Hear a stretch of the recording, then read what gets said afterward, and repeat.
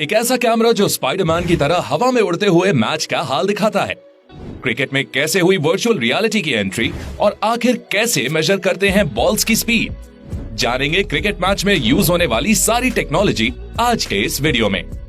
दोस्तों, आजकल के क्रिकेट मैचेस में क्राउड भर भर के आता है, ऊपर से गाने, प्रेजेंटर की आवाज और भी बहुत कुछ चलता रहता है। अब अगर बॉल बैट की थिन एज लेकर निकल जाती है तो अंपायर को कानो कान खबर नहीं होती।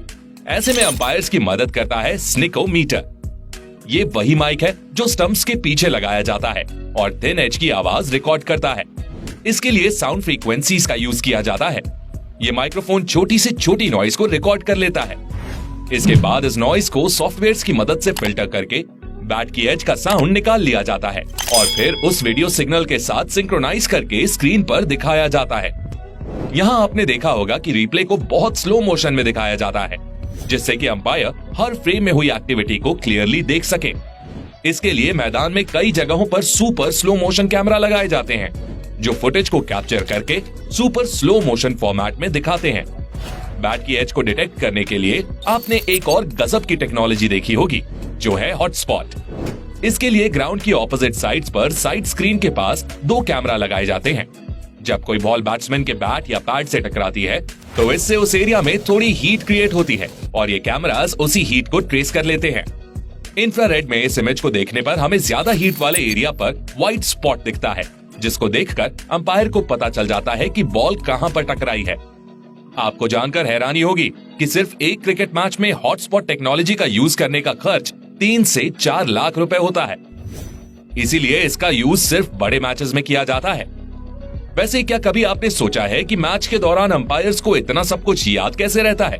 मतलब एक ओवर की कितनी बॉल्स हो चुकी हैं, कितने ओवर्स फेंके जा चुके हैं और कितने रन्स बने हैं? इसके लिए अंपायर एक डिवाइस का यूज करता है, जिसे हम अंपायर क्रिकेट काउंटर कहते हैं। पहले अंपायर्स कुछ ऐसा डिवाइस यूज किया करते थे, पर मॉडर्न जमाने के साथ अंपायर क्रिकेट काउंटर भी एडवांस्ड हो चुका है और अब ये कुछ ऐसा दिखता है। दोस्तों, आईपीएल के कई मैचेस में आपने अंपायर के सर पर कैमरा लगा हुआ भी देखा होगा। इस कैमरा की मदद से हम अंपायर की नजर से क्रिकेट के मैच को देख सकते हैं, लेकिन इससे मैच में काफी डिस्टर्बेंस क्रिएट होता है और इसलिए इसका ज्यादा यूज नहीं किया जाता। वैसे मैच में असली डिस्टर्बेंस तो बारिश क्रिएट करती है, सारा मजा किरकिरा हो जाता है। क्रिकेट को हमेशा से ही खुले मैदान में खेला जाता है, क्योंकि अक्सर बॉल हवा में काफी ऊपर चली जाती है। पर बारिश के खतरे को देखते हुए हमने क्रिकेट मैचेस में डोम्ड स्टेडियम्स का कॉन्सेप्ट भी देखा है।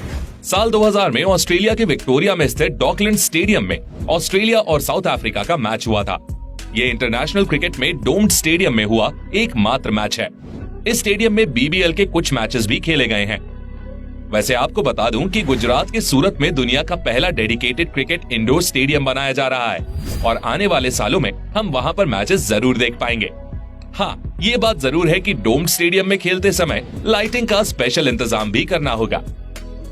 अब बात चली है लाइटिंग की, तो आपने टेस्ट मैचेस के दौरान अक्सर अंपायर्स को लाइट कंडीशंस चेक करते हुए देखा होगा। इसके लिए अंपायर्स के पास एक लाइट मीटर होता है। क्रिकेट के मैदान पर खराब लाइट कंडीशंस बैट्समैन को खासा परेशान कर सकती हैं। और जरा इमेजिन करो कि कोई शोएब अख्तर जैसा बॉलर बॉलिंग कर रहा हो और बॉल ढंग से दिखे ही ना, तो बैट्समैन की तो डर के मारे हालत पतली हो जाएगी। शोएब अख्तर वही बॉलर हैं जिनके नाम क्रिकेट हिस्ट्री की फास्टेस्ट बॉल फेंकने का रिकॉर्ड है। अब ये सोच रहे होंगे कि बॉल की स्पीड कैसे चेक होती है, तो बॉल की स्पीड मेजर करने के लिए स्पीड गन या रडार गन का यूज किया जाता है। इस डिवाइस को साइड स्क्रीन के पास बॉलर की स्ट्रेट लाइन में लगाया जाता है, जिससे कि ये पिच की एक साइड से दूसरी साइड जाती हुई बॉल की स्पीड को मेजर कर सके।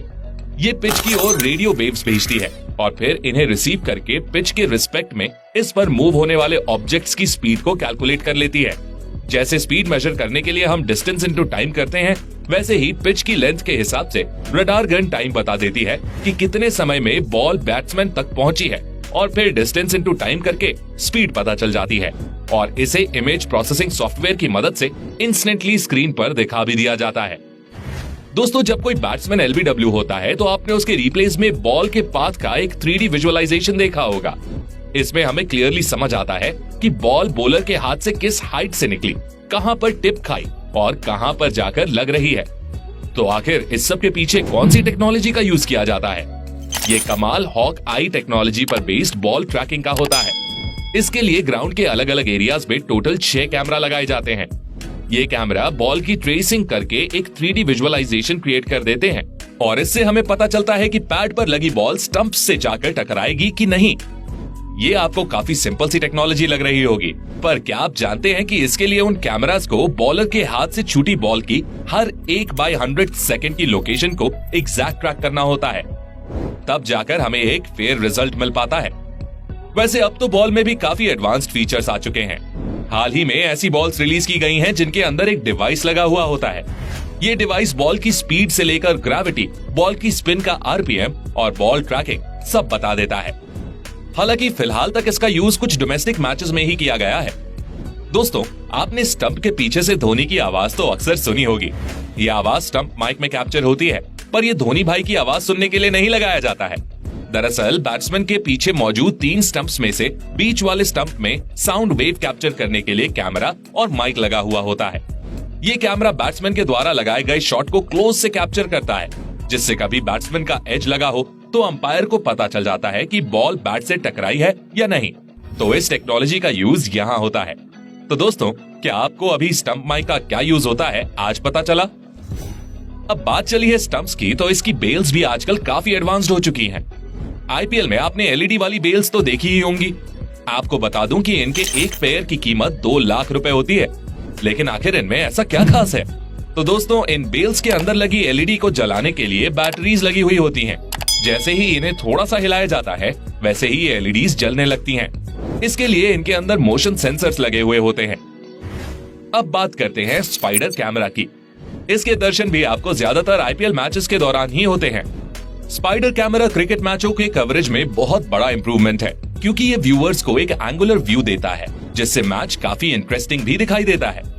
ये कैमरा ग्राउंड के चारों तरफ से वायर से अटैच रहता है और लाइव मैच के एरियल शॉट्स लेता है, और ये कैमरा वर्टिकल और हॉरिजॉन्टली दोनों तरफ मूव हो जाता है, इसलिए हमें पूरा स्टेडियम एक बार में ही दिख जाता है। आखिर में बात करते हैं क्रिकेट की लेटेस्ट टेक्नोलॉजी की, जो है वर्चुअल रियलिटी हेडसेट। इस साल IPL के दौरान प्रेजेंटर्स और कुछ रैंडम स्पेक्टेटर्स को VR हेडसेट्स दिए गए थे, जो क्रिकेट के खेल को बहुत क्लोज से एक्सपीरियंस करने का मौका देते हैं। इन सभी टेक्नोलॉजीज ने क्रिकेट के खेल को पहले से कहीं अधिक इंटरेस्टिंग और फेयर बनाया है। होपफुली आने वाले सालों में हमें क्रिकेट में और भी एडवांस टेक्नोलॉजी देखने को मिलेगी।